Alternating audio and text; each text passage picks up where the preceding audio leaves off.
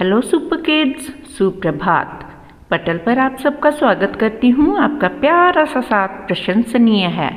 आशा है हम साथ साथ चलते रहेंगे और इस समूह को एक उत्तम पाठशाला बनाएंगे। जैसी करनी वैसी भरनी एक कहावत है जिसका अर्थ है मनुष्य जैसा कर्म करता है उसी के अनुसार उसे फल भी मिलता है। सेठ ने कर्म तो अपनी इच्छा के अनुसार किया, पर फल भोगने के लिए विवश होना पड़ा। अगर हम बबूल के बीज बोएंगे तो आम कैसे हमारे हाथ लगेंगे। तो माँ शारदे को नमन करते हुए आइए पाठ को पढ़ें। रिमझिम पाठ्य पुस्तक कक्षा तीसरी पाठ 9 कब आऊं, जो R.S. त्रिपाठी द्वारा लिखित है। आइए कहानी का सारांश जान लेते हैं। कब आऊं R.S. त्रिपाठी जी द्वारा लिखी गई बुद्धि विनोद पर आधारित कहानी है। इस कहानी में लेखक ने अवंती नाम के एक रंग साज का वर्णन किया है, यानी कि कपड़ा रंगने वाले व्यक्ति का। उसका मुख्य काम कपड़े रंगने का था। उसके काम की प्रशंसा हर जगह होने लगी। यह सुनकर एक सेठ को बहुत जलन हुई। उसने अवंती को परेशान करने के लिए एक कपड़े का टुकड़ा लेकर उसकी दुकान में जा पहुंचा। सेठ से जाकर कहा कि अवंती, इस कपड़े को रंग दो, मैं तुम्हारे हुनर को देखना चाहता हूँ। अवंती ने सेठ से पूछा कि किस रंग में कपड़े को रंगवाना चाहते हो। सेठ ने चालाकी से कहा कि मुझे हरा, पीला, सफ़ेद, लाल, नारंगी, आसमानी, काला और बैंगनी रंग में से नहीं रंगवाना। अवंती सेठ का इरादा भांप गया और कपड़े को अलमारी में बंद करके ताला मार दिया। सेठ ने पूछा कि कब आऊं, तो अवंती ने जवाब दिया, आप सोमवार, मंगलवार, बुधवार, गुरुवार, शुक्रवार, शनिवार और रविवार को छोड़कर किसी भी दिन आ सकते हैं। सेठ ने जान लिया कि उसकी चाल उल्टी पड़ गई है, अतः वह वहां से चुपचाप खिसक लेने में ही सेठ ने अपनी भलाई समझी और फिर कभी अवंती की दुकान पर दिखाई नहीं पड़ा। उच्चारण पर ध्यान दो। लिखो बाद में शुद्ध अशुद्ध वर्तनी का, तभी तुम जीत सकोगे युद्ध। आइए वर्तनी देखें। रंगाई, प्रशंसा, ईर्ष्या, महसूस, टुकड़ा, बैंगनी, कत्तई, मंसूबा, भांपते, बृहस्पतिवार, शुक्रवार, उल्टी, हिम्मत। पाठ के शब्दार्थ जान लेते हैं। रंगाई, कपड़ा रंगने का काम। गांव वासियों, गांव में रहने वाले। ईर्ष्या, जलन। परेशान, तंग। हुनर, निपुणता। खास, विशेष। मंसूबा, इरादा। भांपते, टोह लेना। चाल, दांव। हिम्मत, साहस। बात बात में बन जाए बात। पाठ के प्रश्न उत्तरों के साथ। No if, no but, answer झटपट। देखो बच्चों, जोश न पड़ जाए ठंडा, जल्दी गाड़ो डंडा। प्रश्न उत्तर। सेठ ने किस रंग में कपड़ा रंगने को कहा। उत्तर।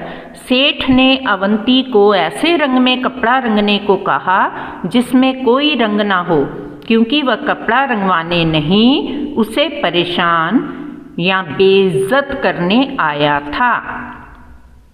सेठ अवंती को बेइज्जत करने की नीयत से उसकी दुकान पर गया था, इसलिए हरा, पीला, सफ़ेद, लाल, नारंगी, नीला, आसमानी, काला और बैंगनी रंग छोड़कर अन्य किसी रंग से कपड़ा रंगने के लिए कहा।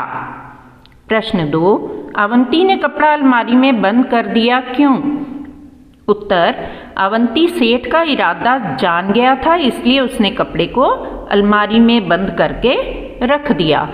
सेठ कपड़ा लेने किस दिन आया होगा। उत्तर। सेठ समझ गया कि अवंती को उसकी चाल पता चल गई है, इसलिए वह कपड़ा लेने नहीं आया होगा।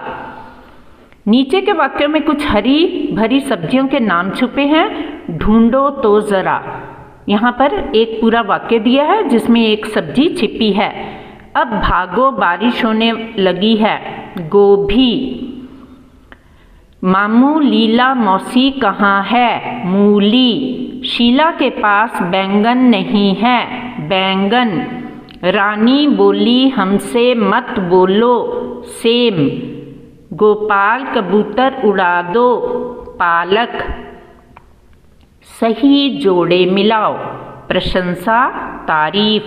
बुलंद ऊंची, बिल्कुल कतई। ईर्ष्या जलन, अवश्य जरूर। पुस्तक अनुसार यहाँ पर मैंने आपके लिए जोड़े मिला दिए हैं। चित्र देखकर मुहावरे लिखो।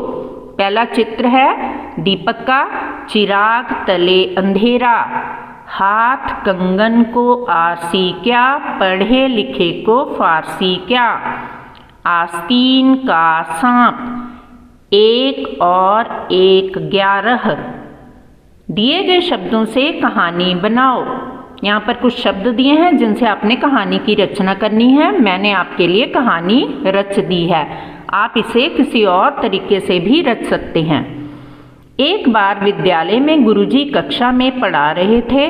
उसी समय छुट्टी की घंटी बज गई। सभी बच्चे अपना बस्ता उठाने लगे। अचानक खिड़की के पास के पेड़ से एक बंदर कक्षा में आ गया। बच्चे उसे देखकर चिल्लाने लगे। गुरुजी पास रखे डंडे से बंदर को भगाने लगे, पर बंदर नहीं भागा। एक बच्चे के पास केला था, उसने तुरंत अपना केला बंदर के पास फेंक दिया। बंदर भूखा था, इसलिए केला उठाकर भाग गया। सभी बच्चे ताली बजाते हुए घर चले गए। उछालो। एक रुमाल या कोई छोटा सा कपड़ा उछाल कर देखो, किसका रुमाल सबसे ऊंचा उछलता है। उत्तर, रुमाल हल्का होता है, इसलिए ज्यादा ऊंचा नहीं उछलता है। प्रश्न 2, रुमाल के साथ बिना कुछ बांधे इसे और ऊंचा कैसे उछाला जा सकता है। उत्तर, बिना कुछ बांधे केवल छोटी सी तह बनाकर ऊंचा उछाला जा सकता है। रंगाई शब्द रंग से बना है, इसी तरह और शब्द बनाओ। रंग रंगाई, साफ सफाई, चढ़ चढ़ाई, बुन बुनाई, धोना धुलाई, महंगा महंगाई। क्या समझे? जिन शब्दों के नीचे रेखा खींची है उनका मतलब बताओ। मुझे बैंगनी रंग कतई अच्छा नहीं लगता। कतई का अर्थ है बिल्कुल। अवंती ने सेठ का मंसूबा भांप लिया। इरादा, मैं तुम्हारा हुनर देखना चाहता हूँ। हुनर का अर्थ है निपुणता, खूबी। सेठ बुलंद आवाज में बोला। स्वर बोली। सेठ को ईर्ष्या होने लगी। जलन, चिढ़न। रंग के बारे में मेरी कोई खास पसंद तो है नहीं, खास का विशेष। आफंती के बारे में कुछ वाक्य लिखो। तुम उसके कपड़ों, शक्ल सूरत, पालतू पशु, बुद्धि आदि के बारे में भी बता सकते हो या सकती हो। उत्तर, मुझे अवंती की वेशभूषा जोकरों जैसी लगी। अवंती लंबा चोगा पहनता था, चेहरे पर दाढ़ी मूछें थी, उसने बड़े बड़े बाल रखे थे, सिर पर टोपी पहनी थी। उसने अपने आसपास ढेर सारे कपड़े टांग रखे थे। इसका अर्थ है उसे रंगाई के ढेरों काम मिले थे। उसने गधा भी पाल रखा था जिससे वह कपड़े ढोने का काम करवाता था। वह बुद्धि को ताकत से बड़ा मानता था। वह बल की जगह बुद्धि से काम लेता था और सेठ जी को हरा देता है। दिन, दीन, मेला, मैला। ऊपर दिए गए शब्दों के जोड़ों में केवल एक मात्रा बदली गई है। किसी भी मात्रा को बदलने से अर्थ भी बदल जाता है। ऐसे और जोड़े बनाओ, देखो कौन सा सबसे ज्यादा जोड़े ढूंढ पाता है। तो सारे बच्चे मिलकर जोड़े ढूंढेंगे, पर मैंने आपके लिए यहाँ कुछ जोड़े बना दिए हैं। आदि, आदि। छिन, छीन। जाति, जाति। कुल, कूल। खिल, खील, सुत, सूत, पिला, पीला, मिल, मील। क्या फालतू है? कभी कभी हम अपनी बात करते हुए ऐसे शब्द भी बोल देते हैं जिनकी कोई ज़रूरत नहीं होती। इसी तरह इन वाक्यों में कुछ शब्द फालतू हैं, उसे ढूंढकर अलग करो। बाजार से हरा धनिया पत्ती ले आना। यहाँ पर पत्ती फालतू में लगाया गया है। एक पीला पका पपीता काट लो, पीला।